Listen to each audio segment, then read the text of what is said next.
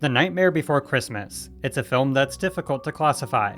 That is, it's a Tim Burton movie, but despite popular belief, wasn't actually directed by Tim Burton. It's technically a Disney movie of the 1990s, but at the time the company released it as a Touchstone movie, as they were afraid it would scare children. It's a holiday movie that resonates with the Halloween season, but is also considered a Christmas movie. It's in the title after all. Perhaps the reason it's difficult to classify is fitting, because the development and making of the film was an unprecedented challenge. It was an idea that took over a decade to become realized, 2.5 years to actually make, with over 100,000 individual frames of character animation moved painstakingly by hand. So let's take a break from disastrous movie production history, and instead do a deep dive into how The Nightmare Before Christmas came to be.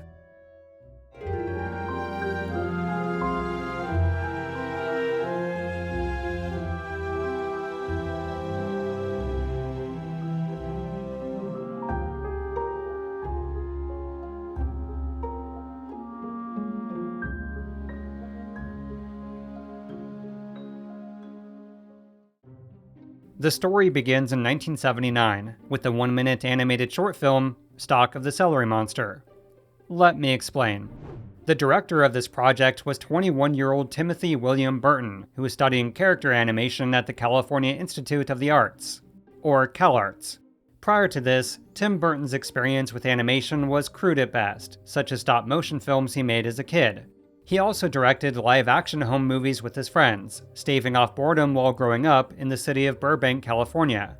Where he truly excelled were illustrations and drawings, which he used as a way to express his thoughts and feelings as a self-described outsider. Although ironically, early on he realized he wasn't actually very good at it, at least when it came to portraying the human form, or animals in a realistic manner. Initially he was harshly criticized for this, and was told by teachers he had to abide by a certain set of rules and techniques to be a proper artist. But sometime around high school he said, in his own words, "F it, I don't care if I can draw or not. I like doing it." Tim Burton's imaginative, even if not technically correct artistry eventually paid off, as when he was 18 he was awarded a scholarship to the aforementioned CalArts.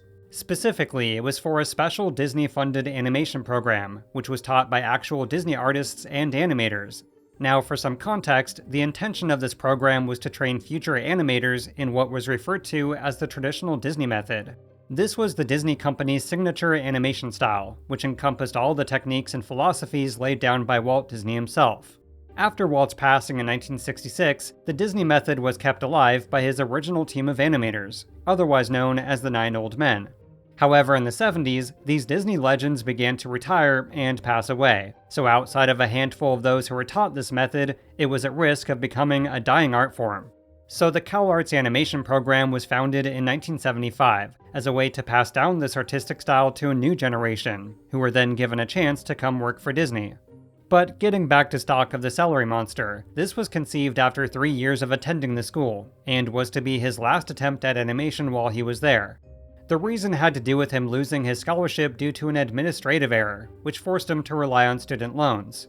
Unfortunately, CalArts was a very expensive school to attend, and with all the loans piling up, he was contemplating dropping out. So as part of his end-of-the-year showpiece, he produced a bizarre animated short film about a mad scientist who was actually a dentist. Now are we ready to begin?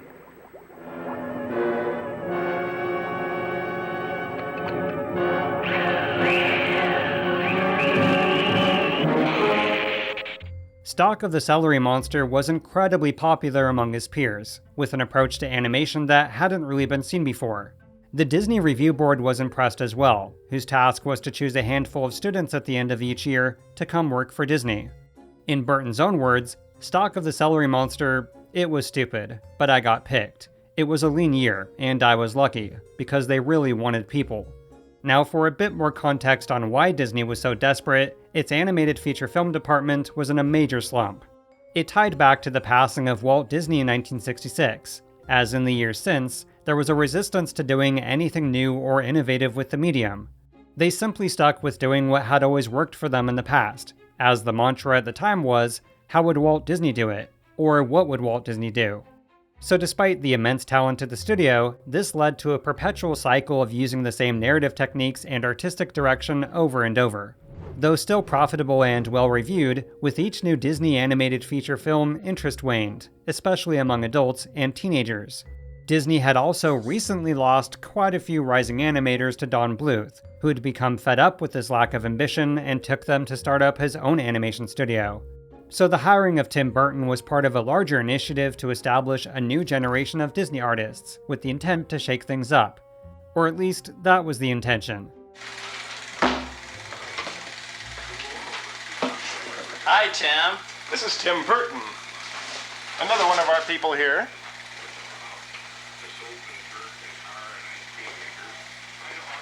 Tim, you've got such talent. Moving right along. Now, Tim Burton's time at the Walt Disney Studio was interesting to say the least. He was assigned to work under artist and Disney legend Glen Keane, who at the time was a supervising animator on The Fox and the Hound. Tim Burton was given the character of Vixie to animate as an in-betweener, which is basically someone who draws the frames in between close-ups and action shots. Unfortunately, his artistic limitations soon came to the forefront, as he was unable to replicate the traditional Disney method. As he put it, "I got all the cute fox scenes to draw, and I couldn't draw all those four-legged Disney foxes. I couldn't even fake the Disney style. Mine looked like roadkills." In fact, one person Tim Burton shared these frustrations with was another Disney animator and Cal Arts alumni, Henry Selick. Selick had also been assigned to The Fox and the Hound, and was also struggling with Disney's cute and cuddly foxes. This established a sort of shared misery between the two self-described outsiders, a bond that would pay off over a decade later. Now, instead of kicking Tim Burton off The Fox and the Hound, animator Glen Keane tried to make the best of the situation. This meant giving Burton far-away shots of the character, in the frames before much of the character details are noticeable. However, even with this workaround, he was absolutely miserable drawing traditional Disney characters in any form. In fact, by his own admission, which was backed up by those around him, this led to Burton suffering a bit of a nervous breakdown. One such example was him routinely locking himself in closets for hours at a time, refusing to come out, or hiding from others under his desk. He also taught himself to sleep sitting up with a pencil in his hand, and slept as much as 14 hours a day. In one of the more notorious incidents, he had his wisdom teeth pulled and took out the gauze during a workday, bleeding all over himself, his desk, and the hallways. What brought him out of this funk were two things that tie into our story: directing live-action movies with his friends on weekends, and becoming a conceptual artist. The former allowed him to get some experience behind the camera, with live-action films such as Luau, which he co-directed with Jerry Reese. This was a rather bizarre story about an alien human head who competes in a surfing contest. In addition to starring a young Tim Burton, it also features quite a few eventual key figures of Disney's Renaissance era, such as John Musker, who would go on to co-direct The Little Mermaid, Aladdin, and more. Bob is the supreme being. I challenge you to a surfing contest. If I win, I receive your body. What happens if I lose? If I lose, I receive his. As a conceptual artist, Tim Burton was placed onto the infamously troubled Disney movie, The Black Cauldron. It's a topic I covered extensively in a previous episode, but long story short, it was meant to be the first animated feature film helmed by the new generation of Disney artists. Going further, the initial idea was for the movie to artistically go in a direction Disney had never gone before. However, slowly but surely, the old regime of Disney animators took over, and a massive tug-of-war over story direction, character designs, and overall narrative ensued. So with the goal of reining in Tim Burton's incredibly bizarre concepts, he was eventually teamed up with then up-and-coming Disney artist, Andreas Deja. The hope was that Deja could translate Burton's highly imaginative illustrations into more workable, traditional Disney characters. Two particular examples were Taran, the film's protagonist, and the Horned King, who of course was the villain of the movie. But in the end, those who took charge of the film refused to use a single idea or drawing conceived by Tim Burton, so he was taken off the film. This led to Burton contemplating leaving Disney altogether, but the frustration with none of his drawings or concepts being used turned out to be a blessing in disguise. You see, around that same time, he began to develop several original ideas of his own, ones that could actually get made. They were Trick or Treat, Vincent, and The Nightmare Before Christmas. Trick or Treat was envisioned as a haunted house story that took place on Halloween night. Also, notice anything familiar? The story was more of a series of concepts and ideas than a fully fleshed out script, but would have involved a brother and sister somehow entering a monster-filled world. His other story idea was Vincent, which was a poem he'd written about a boy who's obsessed with the stories of Edgar Allan Poe, and whose idol is Vincent Price. The short story was influenced by his own admiration of the actor, who he looked up to as a kid and found his movies to be a cathartic form of escape. However, unlike Trick or Treat, his initial plan was to turn this Vincent story into a children's book, and possibly down the road adapt it into a film. The other poem he'd written was The Nightmare Before Christmas, which centered around a character by the name of Jack Skellington. It was a sort of amalgamation of a reverse take on Dr. Seuss's How the Grinch Stole Christmas, as well as the poem A Visit from St. Nicholas. A more specific influence was a store window display, as one day he witnessed it being changed from Halloween merchandise to Christmas. Another source of inspiration was his childhood obsession with monster movies, the idea that they're perceived as frightening and bad, but are often just misunderstood. Now, since our episode is literally about The Nightmare Before Christmas, let's do an abridged version of the original poem, which will be read by, for longtime subscribers at least, a familiar voice of the past. Jack Skellington lives in Halloween Land and yearns for more than simply doing the same thing year after year. I'm sick of the scaring, the terror, the fright. I'm tired of being something that goes bump in the night. In a state of melancholy and with his best friend and ghost dog Zero, he wanders beyond Halloween Land, deep into the forest. There he stumbles upon 3 massive doorways carved into the trees, each representing a different holiday. Jack enters the one adorned with a Christmas tree and tumbles through a white windy flurry with no idea of what lies ahead. He eventually lands in a sheet of white fluffy snow in a place known as Christmastown, where his emptiness and despair instantly vanish, replaced by a new feeling: joy. He takes whatever he can back to Halloween Land as proof of this magical place, and shows them to the residents who express both excitement and fear. After this Christmas showcase, Jack toils for days on end, infatuated with the special feeling he discovered in Christmastown.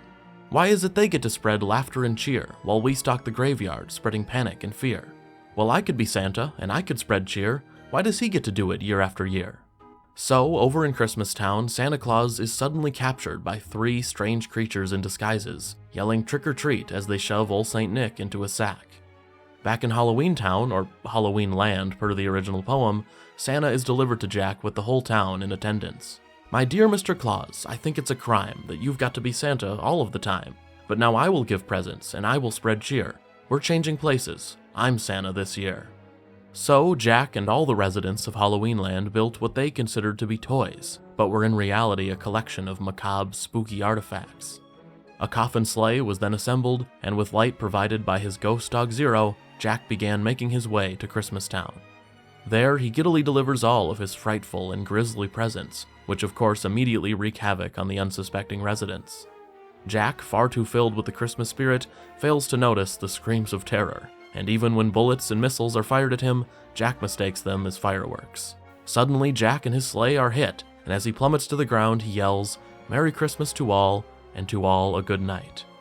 Jack pulls himself onto a large stone cross, and with Zero by his side, he wallows in self-pity for his failure, that he failed at being Santa. Just then, Santa Claus appears, though it's not revealed how he was able to escape. "My dear Jack," said Santa, "I applaud your intent. I know wreaking such havoc was not what you meant, and so you are sad and feeling quite blue, but taking over Christmas was the wrong thing to do."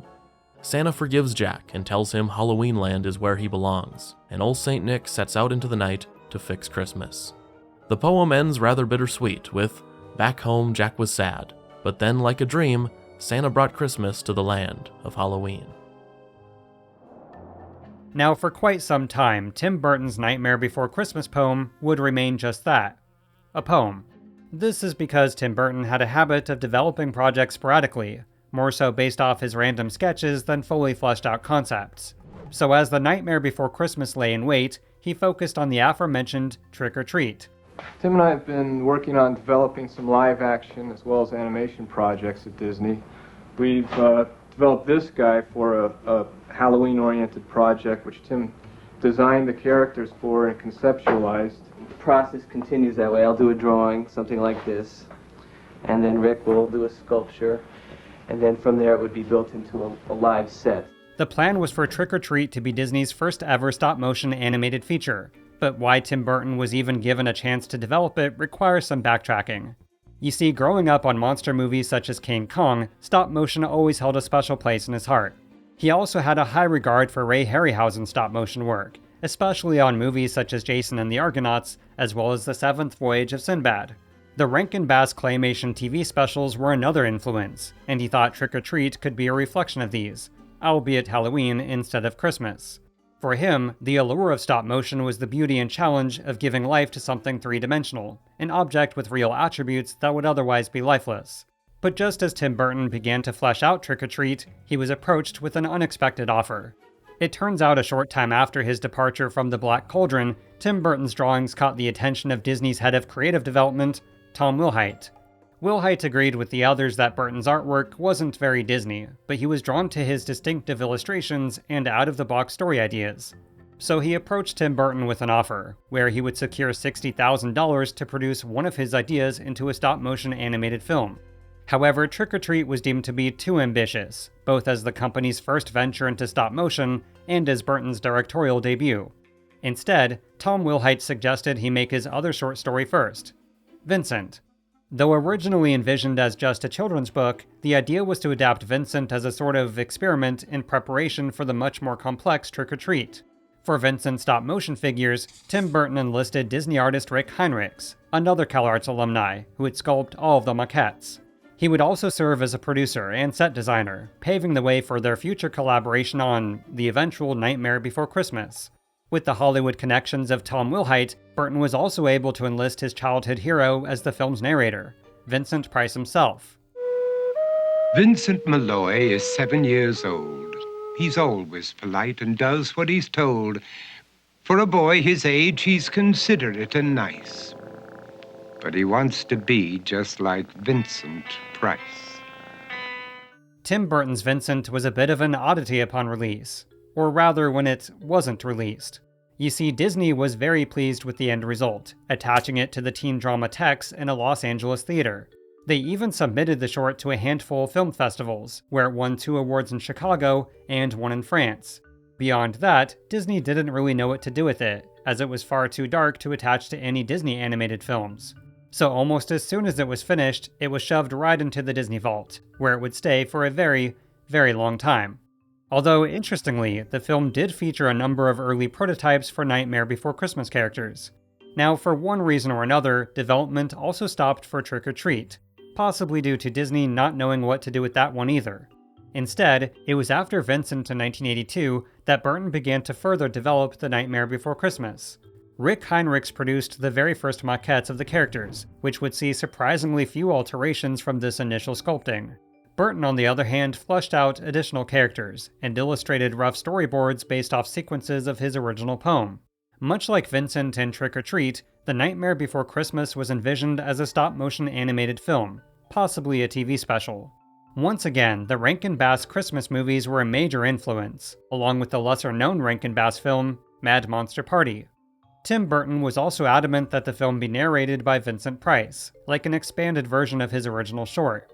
Unfortunately, though Disney and other studios showed interest in The Nightmare Before Christmas, it was deemed as just too weird, too macabre, and difficult to market. Although supposedly Disney did offer to make it as a cheap hand-drawn TV special by Nelvana, but Tim Burton refused, as it was stop-motion, or nothing. So for the time being at least, the project was put on indefinite hold, and he turned his attention to a couple live-action projects, Hansel and Gretel and Frankenweenie.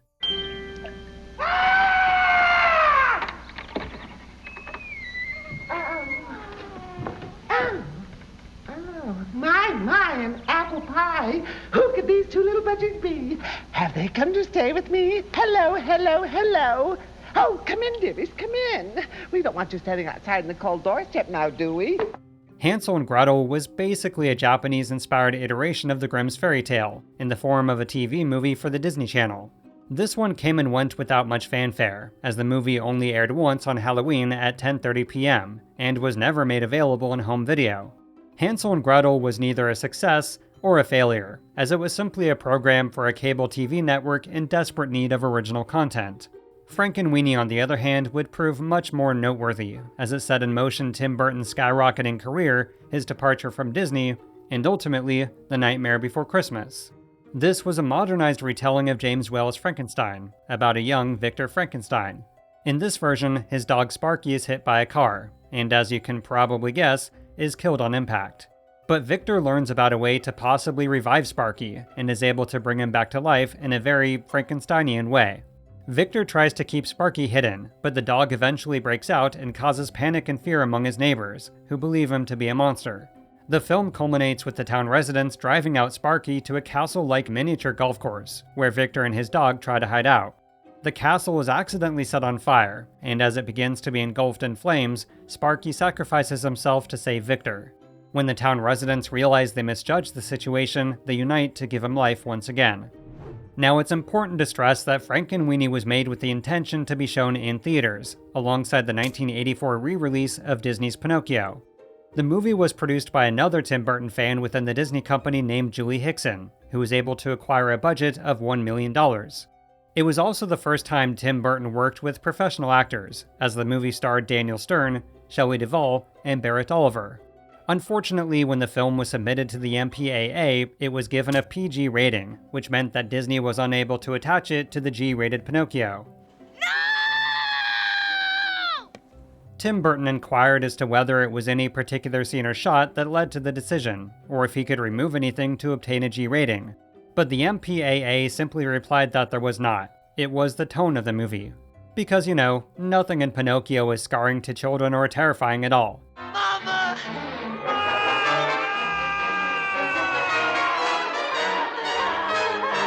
Unlike his movie Vincent, which at least had a limited release, Disney deemed Frankenweenie as unreleasable, period.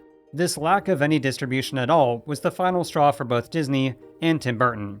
From Disney's perspective, most executives saw the now $1.5 million towards Tim Burton projects as a waste on unprofitable films. Tim Burton was also at the end of his wits. With Vincent now locked away in the Disney vault, Hansel and Gretel aired a single time on TV, and Frankenweenie shelved.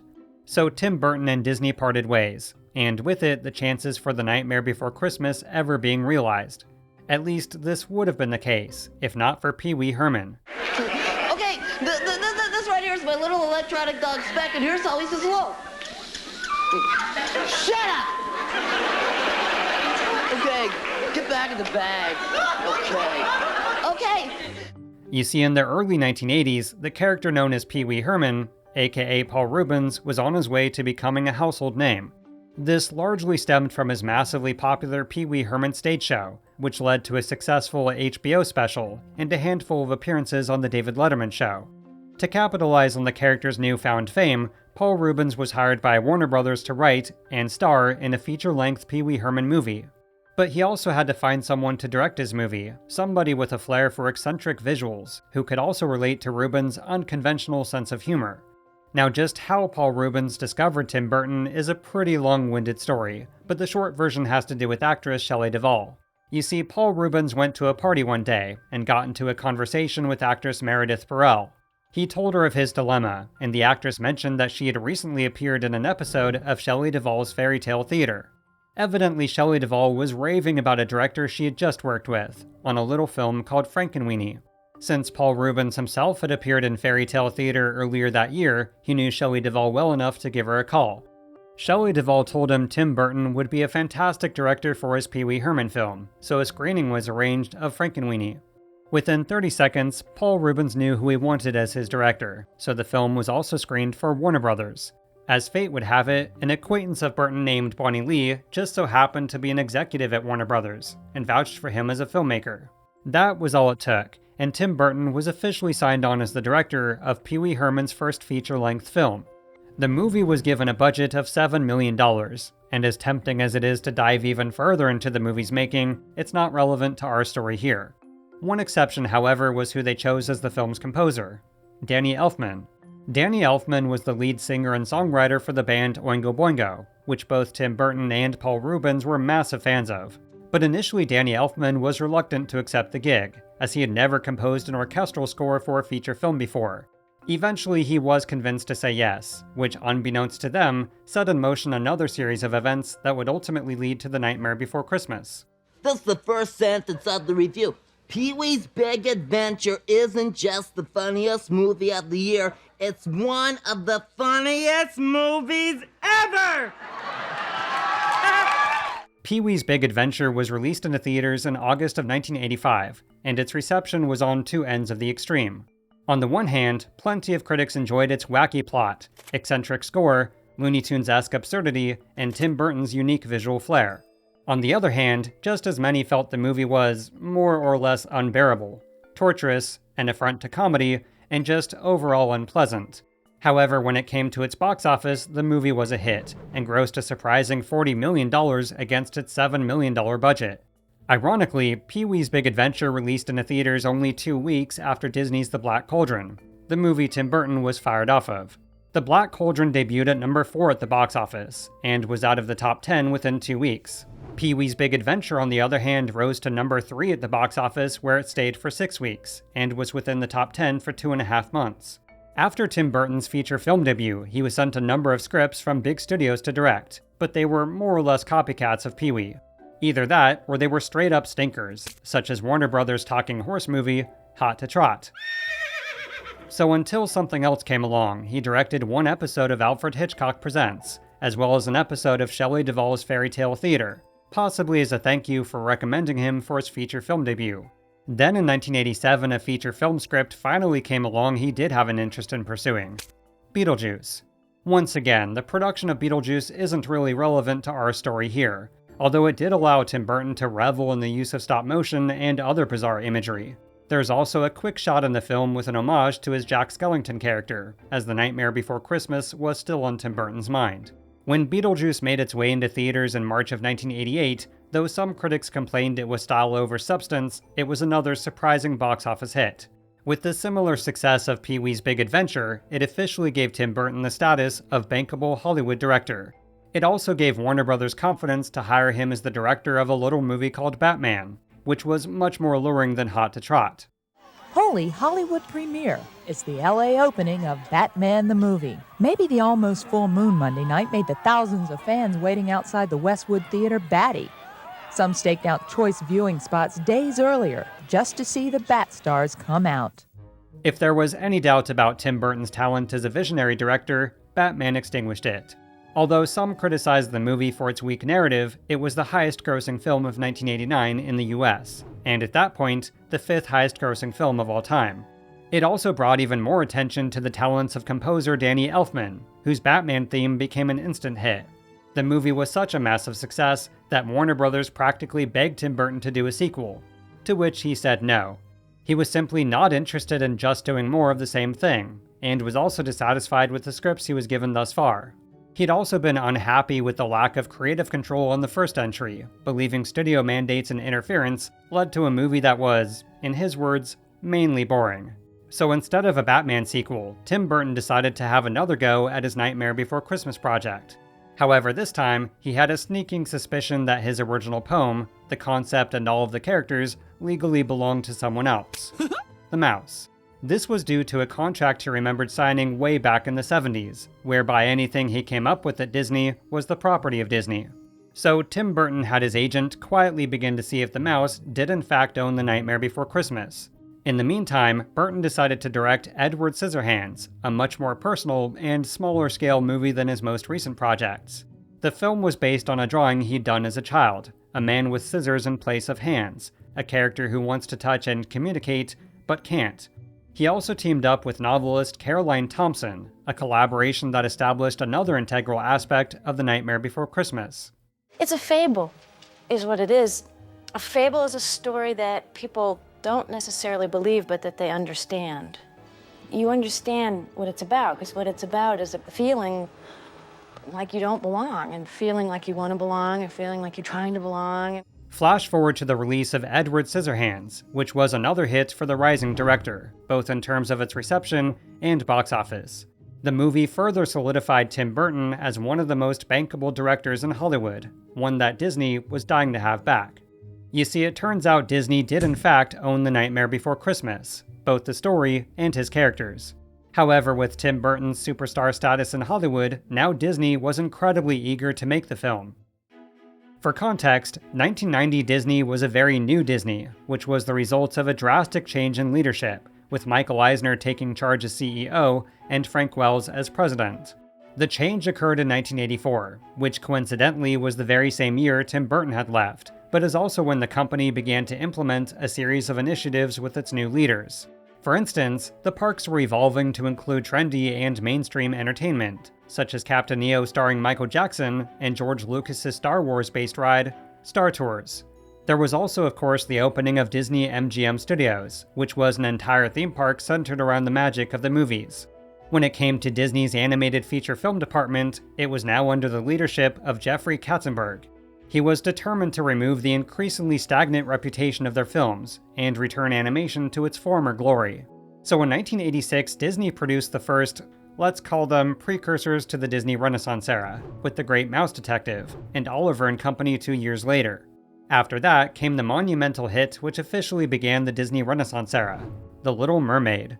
By 1990, Beauty and the Beast was right around the corner, with Aladdin in early development, so this was now a Disney that was trying to push the medium of animation forward.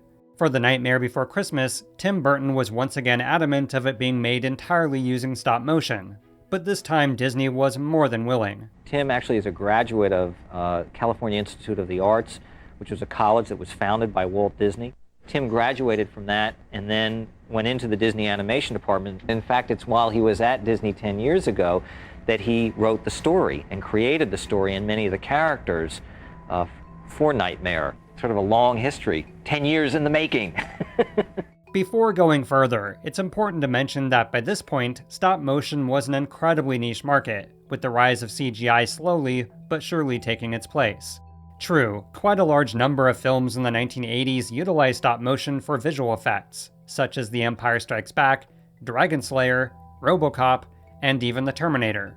Most of this was pioneered by Industrial Light and Magic's Phil Tippett, a true visionary when it came to evolving this art form to have as much fluidity as possible.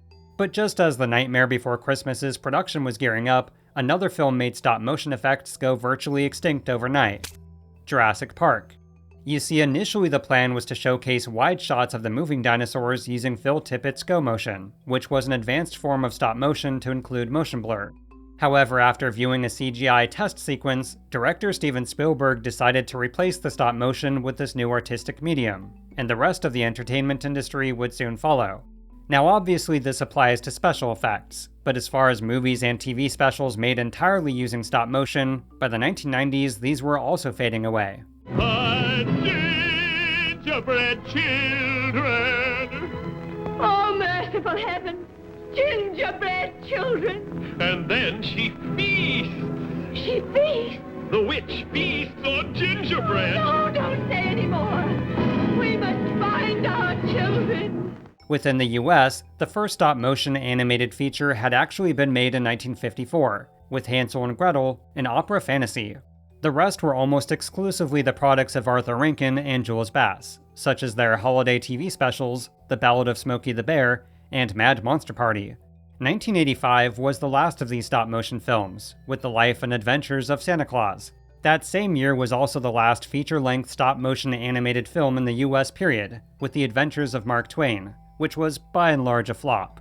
What's your name? Satan. By the 1990s, even with the revival of the Gumby series, the artistry of stop-motion was in most regards on its way out. That said, there were several filmmakers keeping this technique alive: Nick Park, Will Vinton, and Henry Selick. Nick Park had just received an Academy Award for his animated short film Creature Comforts, and had also debuted Wallace and Gromit: A Grand Day Out, the first of many later down the road. Will Vinton was the director of the aforementioned Mark Twain film, and had also done work on Disney's Return to Oz, and Michael Jackson's Speed Demon music video for Moonwalker. Vinton's production company also produced quite a few iconic and successful claymation TV commercials. In fact, he was the one who invented the term claymation a few years prior. Henry Selick, on the other hand, began his career as a Disney animator in the 1980s. Much like Burton, Selick had also grown up with a fascination for stop-motion animation, with a particular influence being the work of Ray Harryhausen. He eventually wound up at Cal Arts, producing 2 award-winning student films, with the first one being Phases and the other Tube Tales. Once he got to Disney, he was mentored by Eric Larson, who was one of Walt Disney's original 9 Old Men. He was eventually assigned to work as an animator on The Fox and the Hound, which, if you remember from earlier, is how he became acquaintances with Tim Burton. During his time at Disney, he produced another animated short film called Seepage, which won multiple awards. Due to its success, he left Disney when he was offered to be a sequence director on the stop-motion animated feature film Twice Upon a Time. This took him to Northern California, where he was able to find success producing claymation ID bumpers for the new cable television network, MTV.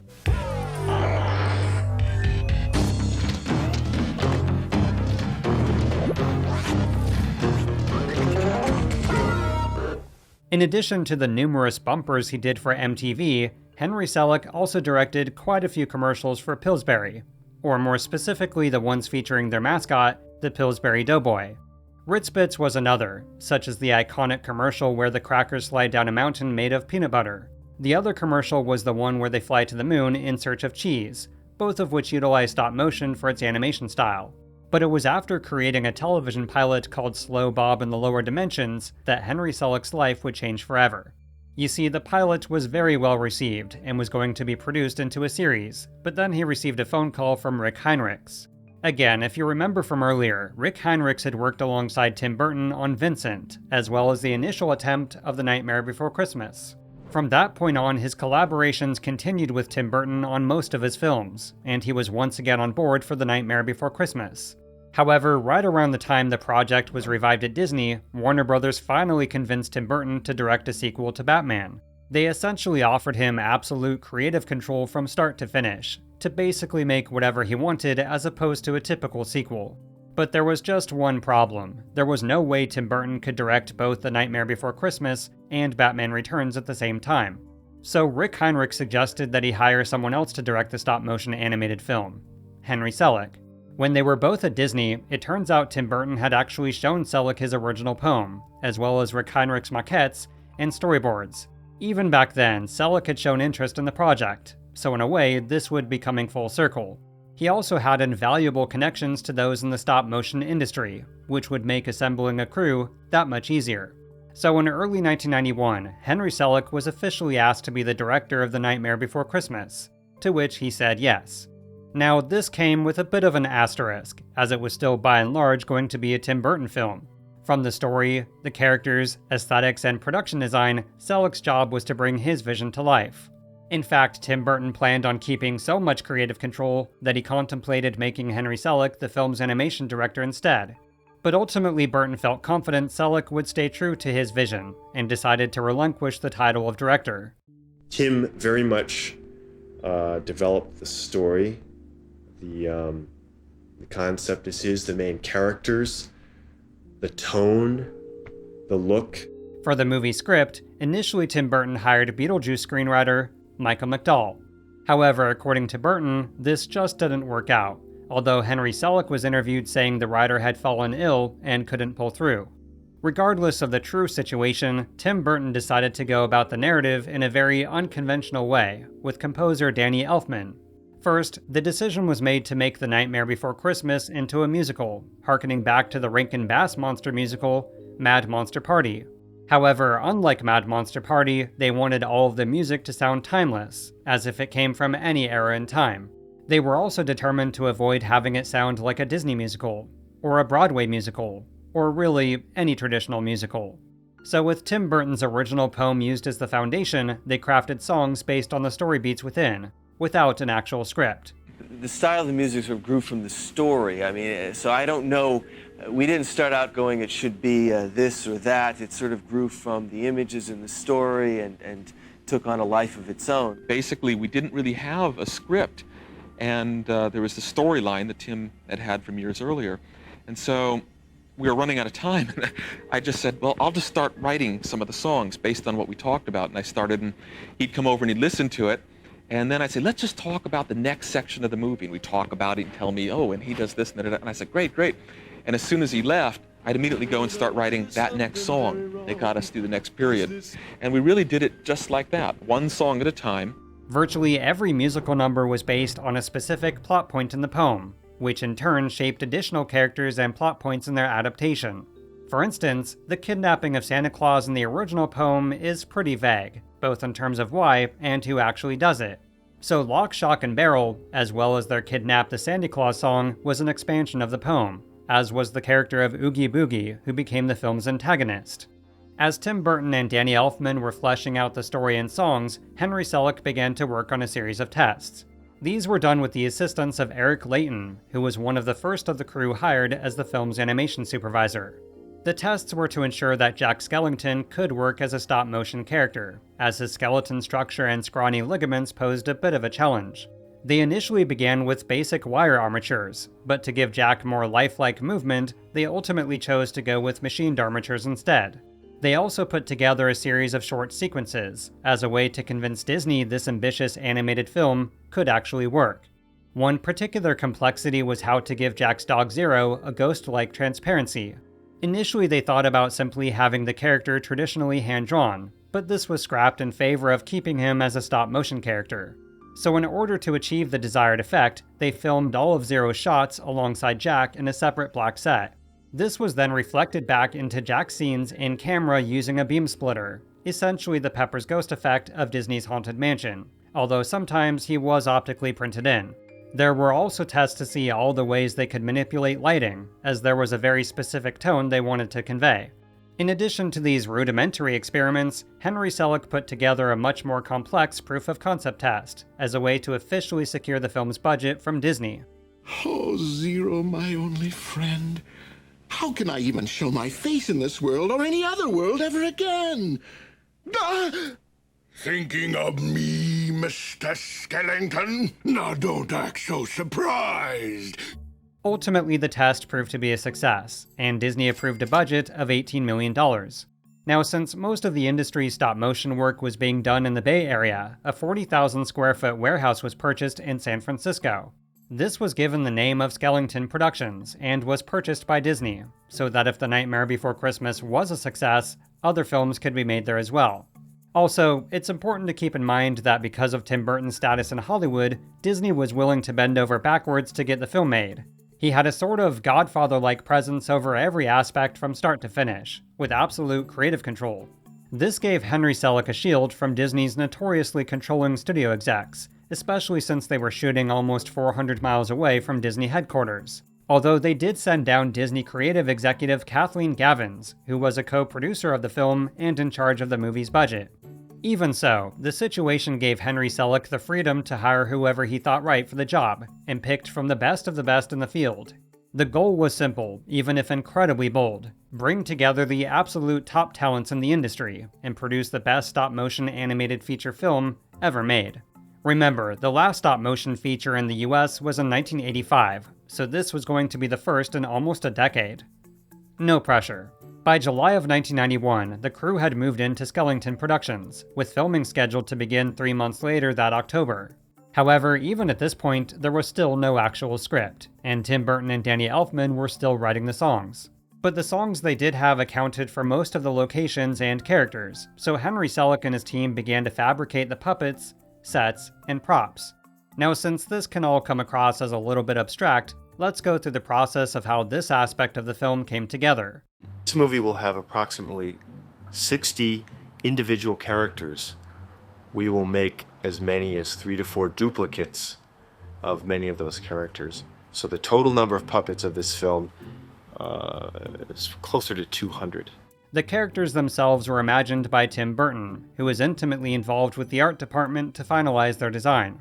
Once finalized and given the Tim Burton seal of approval, all the characters were sculpted in oil-based clay, which were used to create rubber molds.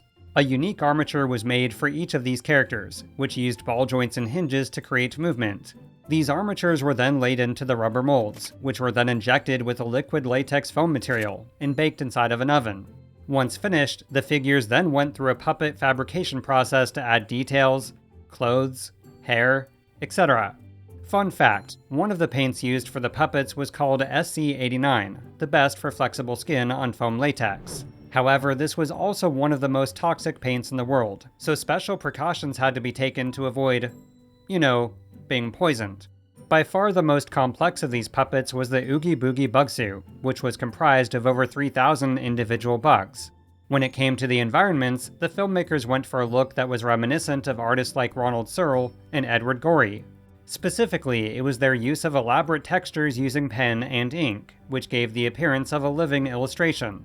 Another source of inspiration for the film's look was the cabinet of Dr. Caligari, with its angular set designs and Gothic architecture. Or as Henry Selick described it, German Expressionism meets Dr. Seuss.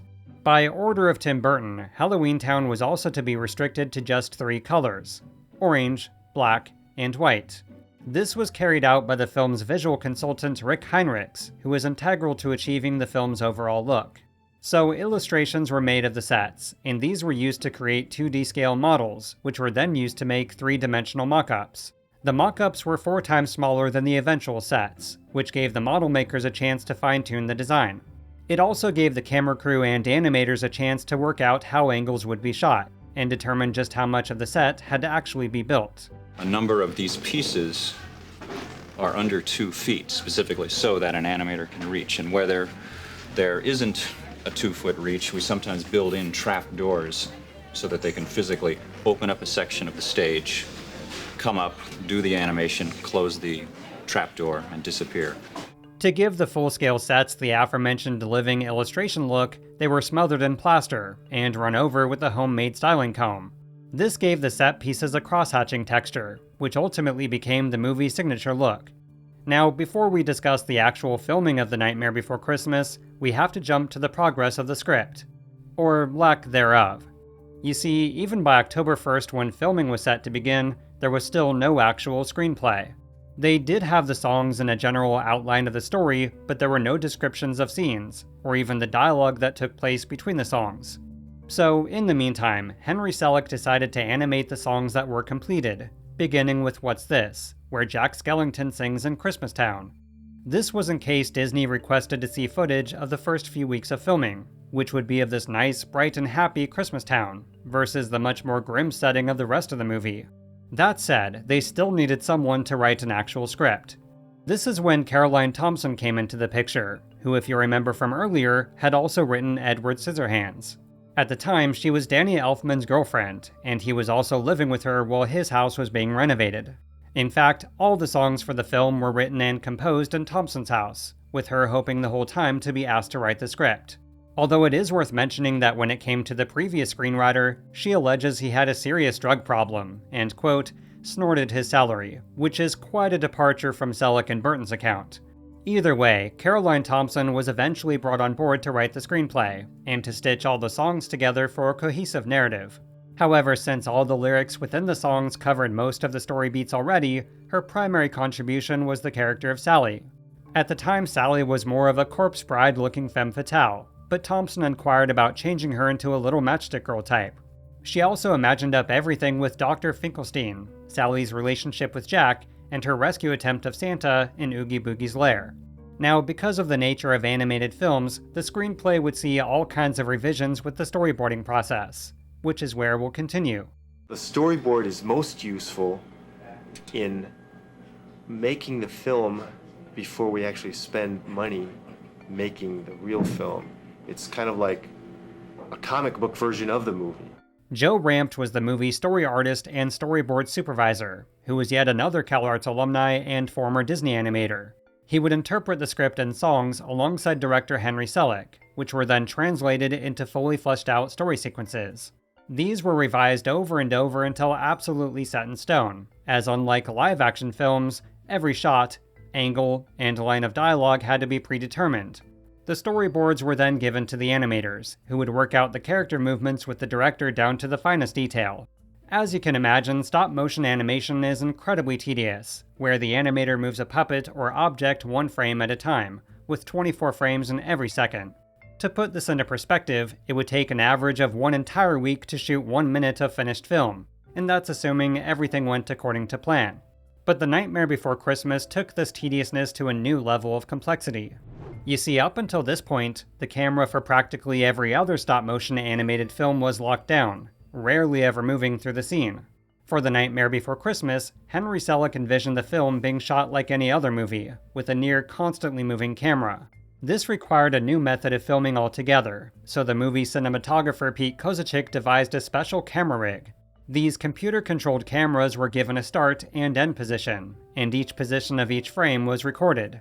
The process took about 3 days to configure, rehearse, and program for a single shot, which would result in a smooth camera movement frame by frame. To make things even more complicated, each scene had upwards of 20 to 30 different lights, as again, it was filmed like a live-action movie. Unfortunately, if even one of those bulbs went out unnoticed during a sequence, or there was some other malfunction, they had to start over. In 6 days, something might happen, like a light might get jarred, and when you're playing it back at speed, you're going to notice that, and that sometimes is a shot killer. It's not like a cell animated film where if you have a little problem with a frame, you can go back and erase that line, redraw it, and then rephotograph it. If you have a problem with a frame, you have to rephotograph the entire thing. You know, while you're in the middle of a 400 frame shot that's taken 10 days to shoot, you know, it's the 9th day and something goes wrong, you know, that'll drive you a little nuts. Because of technology limitations, the only tool they had at their disposal to possibly avoid these mistakes was an analog frame grabber. This device allowed animators and camera operators to view the previous 2 frames that were shot, as well as the one they were setting up. But that's it. Just to reemphasize, it took 1 entire week to shoot 1 minute of finished film, so even a simple blunder could lead to several days, or even a week's worth of work to be scrapped. Also, some scenes took longer than others to film, such as the poor Jack sequence in the graveyard, which due to its complex moving camera, took 6 months to animate. Suffice it to say, with as many as 20 separate stages going on at once, with up to 19 animators working at once, and 8 camera crews, there was a lot of room for error. Eventually, a Disney technician devised a voltage monitor, which rang an alarm if a bulb went out. But if a bulb did have to be replaced, a new problem arose as the light would be brighter than the one that burnt out, which had to be carefully adjusted. The puppets themselves were also prone to break and fall apart, so they required a puppet hospital for quick fixes or paint touch-ups. Animated facial expressions were another level of tediousness, especially for the character of Jack. Altogether, he had 400 individual heads with virtually every expression possible, but with all the duplicates, this was closer to 800. On the other hand, Sally's facial expressions were a series of replaceable masks, with the other characters' mouths physically moved by the animator. Now it's important to bring up the film's budget of $18 million, because about 3/4 of the way through shooting, they realized it wasn't going to be nearly enough. So the movie's producer Kathleen Gavins took a rough assembly of the film to Disney, with quite a few key scenes in storyboard format. After the preview, she told Disney which sequences would have to be cut to stay within the original budget, some of which were integral to the story. So Disney forked over an additional $6 million, or 1/3 of the original budget, which brought the movie's final cost to $24 million. They're basically actors, you know, and it's also a technique that could drive you, you know, insane. It truly would drive him insane because he could do more films in the amount of time it takes to do just this one. So it's served him well to be the producer and creator of it and have myself and the team actually make the film, so he gets to come in and out. Possibly one of the most controversial aspects of the film's production history is just how much Tim Burton was actually involved. In the recollection of Burton, it would seem that whenever he wasn't on the set of Batman Returns, he spent his time at Skellington Studios. However, according to director Henry Selick, in the 2 years of production, Tim Burton visited the studio just 5 times, for about 10 days of the 18 months of filming. When he did visit the warehouse, he arrived with what were nicknamed the Burtonettes, a sort of entourage that traveled with him wherever he went. That said, those who interacted with Tim Burton asserted he was always very respectful, kind, and showed appreciation for all the incredibly hard work they were doing. Most of his actual involvement was from a distance, as he was routinely sent dailies and scenes to edit, and had final approval on every aspect of filming. Now, the collaboration between Burton and Selick is said to have been by and large drama-free, but one particular incident did occur, and had to do with the movie's final act. Near the end of filming, Henry Selick made a change to the finale, in which it's revealed that Dr. Finkelstein was inside Oogie Boogie the whole time. Eventually, Tim Burton was made aware of this added twist, and flew over to Skellington Productions to express his discontent. That's when a rather intense confrontation occurred, supposedly resulting in Tim Burton kicking a hole in the wall, so as you can imagine, the ending was changed back. As far as the various roles in the movie, Beetlejuice star Catherine O'Hara was cast as the voice of Sally, and the late Ken Page as Oogie Boogie. For the character of Jack, initially Danny Elfman was to provide both the singing voice and his dialogue. Unfortunately, according to director Henry Selick, his performance came across as wooden, and just wasn't working. So as much as it dismayed the composer, in his place they hired Chris Sarandon, who is most widely known as Prince Humperdinck in The Princess Bride. Another casting anecdote has to do with actor Vincent Price, who, as a callback to Tim Burton's Vincent, was originally going to be the narrator. It turns out Vincent Price was hired, and since the narrator and Sandy Claus are the same person, he did his Sandy Claus dialogue first.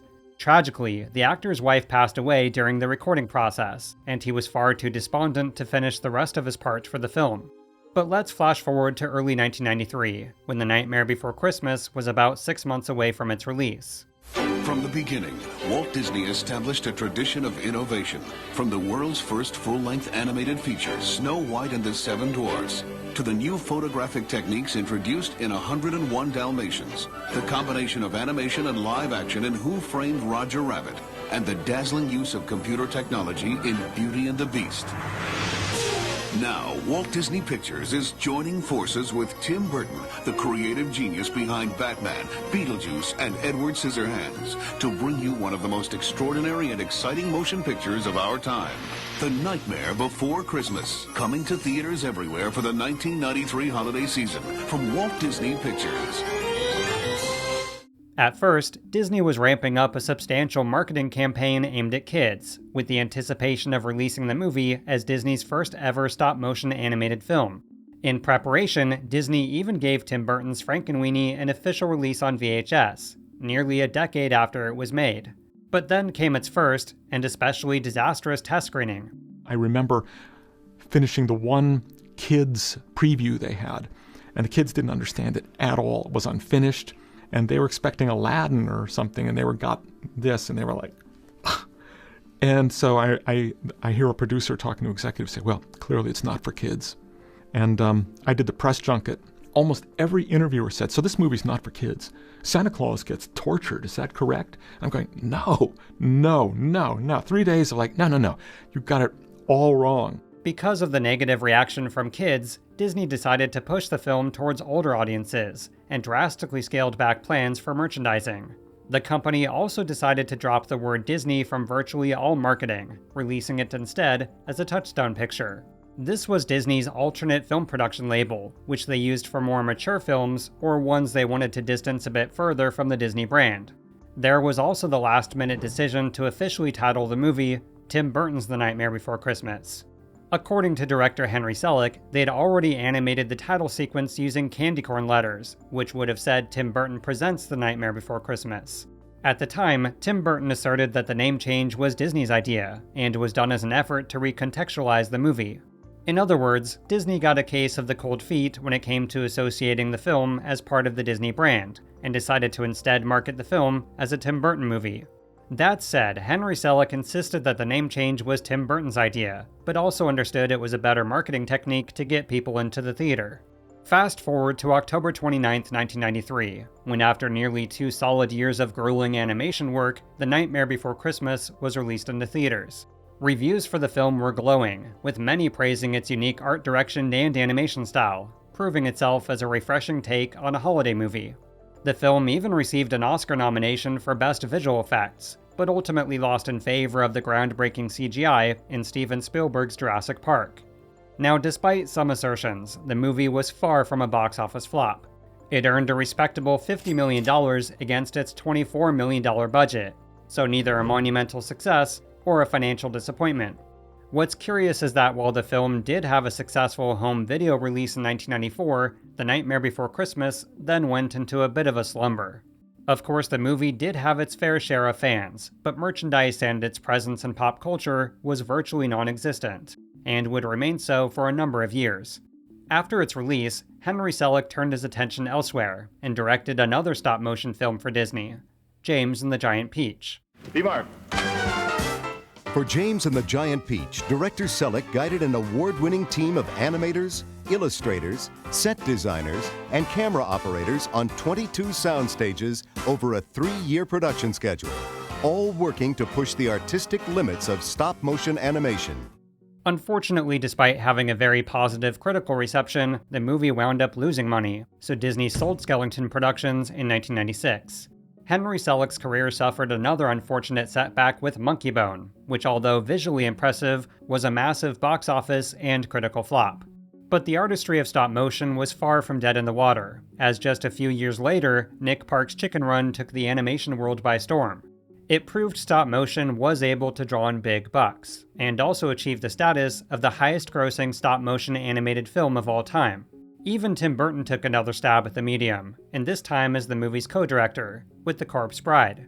The film would also utilize new methods and techniques to make the puppets even more lifelike, which Burton carried over to his follow-up stop-motion animated film, Frankenweenie. Oh, the irony. Henry Selick's career got back on track with his adaptation of Coraline, which was both a huge hit with critics and a powerhouse at the box office. He was on track to do the same thing with another film for Disney, The Shadow King. That is, until Disney canceled it even after spending a reported $50 million, but that's another story for another time. When it came to The Nightmare Before Christmas, approaching the 2000s, slowly but surely, its status of cult classic grew.